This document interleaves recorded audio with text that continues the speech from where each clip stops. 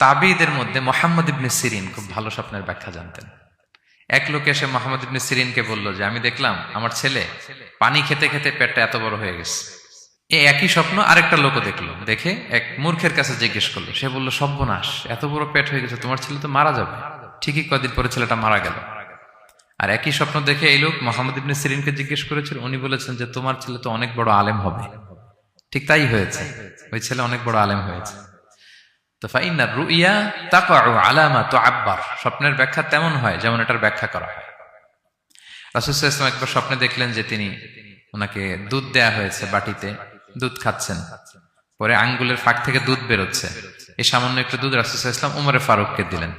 সাহাবারা বললেন, মাযা আউয়ালতা বিহি ইয়া রাসূলুল্লাহ, এটা তাওয়িল কি?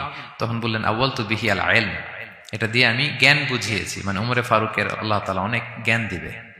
স্বপ্নে কেউ দুধ খাচ্ছেন, এটা আপনার জ্ঞানের প্রতীক। রাসূল সাল্লাল্লাহু আলাইহি ওয়াসাল্লাম স্বপ্নে দেখলেন লোকজন দাঁড়ানো, কারো গায়ের জামা এতটুকু, কারো এতটুকু, কারো হাঁটু পর্যন্ত, আর উমরে ফারুক জামা একেবারে টেনে হিচড়ে যাচ্ছে। তো সাহাবারা বললেন, মাযা আউয়ালতু বিহি ইয়া রাসূলুল্লাহ, এই স্বপ্নের তাওয়িল কি, ব্যাখ্যা কি? রাসূল সাল্লাল্লাহু আলাইহি ওয়াসাল্লাম বললেন, আউয়ালতু বিহি আদ-দীন আত-তাকওয়া, এটা দ্বারা আমি দিনদারি বুঝিয়েছি, মানে উমরে ফারুকের দিনদারি অনেক বেশি। স্বপ্নে কেউ ছোট জামা দেখলে তার দিনদারি কমতেছে, এটার একটা আলামত।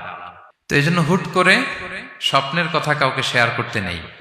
রাসূল সাল্লাল্লাহু আলাইহি ওয়াসাল্লাম ফজরের সালাতের পরে মসজিদে নববীতে সালাম ফিরিয়ে সাহাবাদের দিকে মুখ ফিরিয়ে বসতেন, তাসবিহ পড়তেন, এরপর জিজ্ঞেস করতেন, হাল রাআ আহাদুম মিনকুম আল বারিহাতা রুইয়া, গত রাতে কেউ কোনো স্বপ্ন টপ্ন দেখেছে নাকি?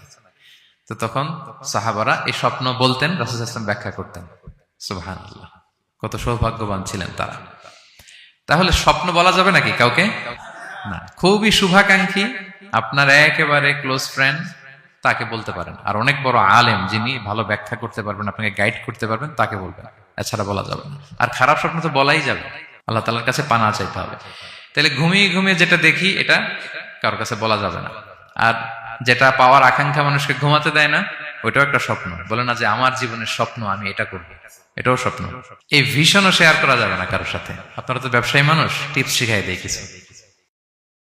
বিশাল বড় একটা কিছু প্রজেক্ট নিছেন, শুরু করার আগে আপনি বলে ফেলছেন, শেষ, আর এটা হবে না। দেখবেন যে এখান থেকে কনস্পিরেসি, ওইখান থেকে শত্রুতা, ওইদিকে এটা করছে ওইটা করছে, আপনি আর আগাতেই পারবেন না।